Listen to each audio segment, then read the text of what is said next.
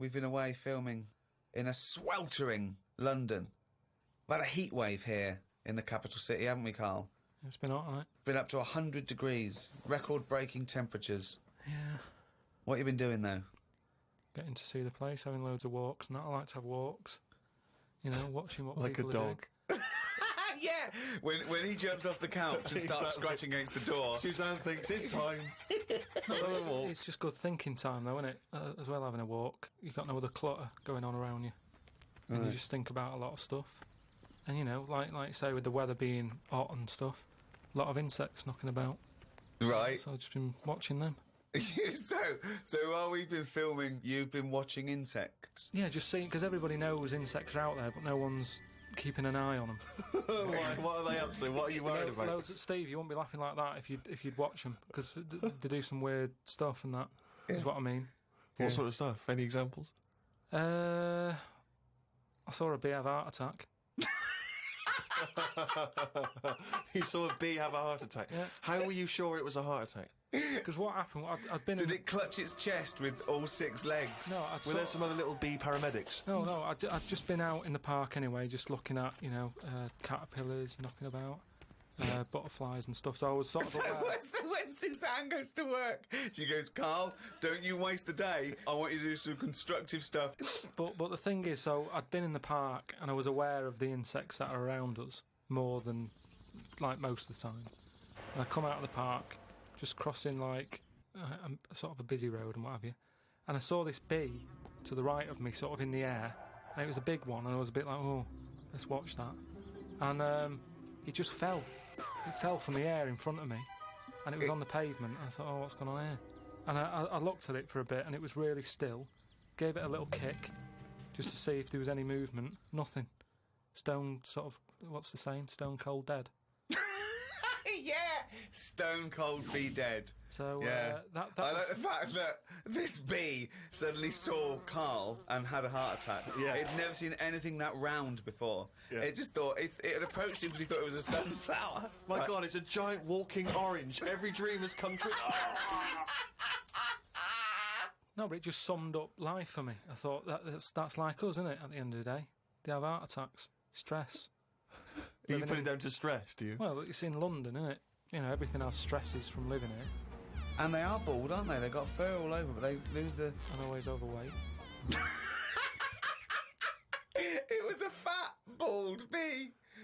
So what did you... It fell to the floor and you instantly... You just kicked it. You didn't attempt No, to I revive waited a second and just looked at it to see if there was any, you know, leg movement or wing, and there was nothing. And then when I sort of kicked it, it was sort of hard. It had hardened already. It's just... Rigor mortis had had set in. Did it put you in a bad mood for the day? Because I know things like that can just send you over the edge for the day. Death and that does a bit. Suzanne doesn't like me talking about death. What riveting conversations do you come up with? No, just things like one of our mates has had a baby recently, and I just was saying, oh, when that's sort of our age, we'll nearly be dead. Think of that. That's the first thing he says, is a new life brought into the world. I know. But when he's our age, we'll be dead. Yeah. No, it's Maybe weird. they'll let you do the speech at the christening. Well, yeah, I've been watching loads of stuff. I've been watching ants. You mentioned ants. I've had a lot of moths in the house. They're sort of sad. I mean, you say it like it was a garden party. Yeah, well, but all I'm saying is I look at more about what its life is like. Because if you watch something long enough, is what I'm saying, you can see that it's a bit clueless. It's the same way about ants, or, you know, they're hard workers and all that. I watch one, it's going back and forth all the time. They go one way and then they stop and go the other way. They try to look busy in front of the mates. But if you watch one long enough, it's back and forwards, and it's like it's done nothing there. I'm going to carry this twig back and forth until I can knock off at 4. There's a lot of that going on. Is there? Because there's not. There's none of that going on. There is. No, like I say, the moth. Depressing little sort of thing. Why is it depressing? It hasn't got eyes, has it? You just look at it, it doesn't know what's going on. I just don't... I think if you haven't got eyes, you shouldn't have wings.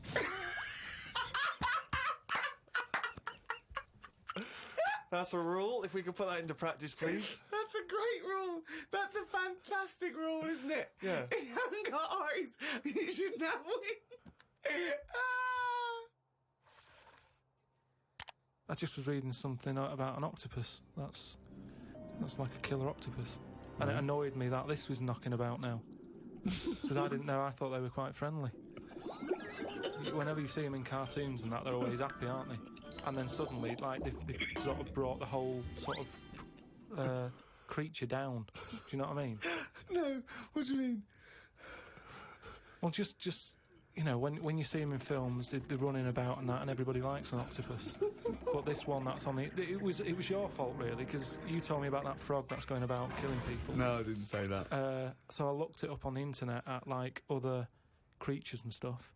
.com. And there's some octopus that's in the sea, and what it does, you don't even have to, like, threaten it. It just spits in the water, and if that stuff gets on you, does you in. Again, So in a way, it's good knowledge, because I mean, I don't go in the sea anyway because it's full of stuff like that. But that's just reassured me that I'm doing the right thing. If they're knocking about, just gozzing everywhere, you don't even have to be near one. You don't even know if it's been spitting and stuff. It can kill you.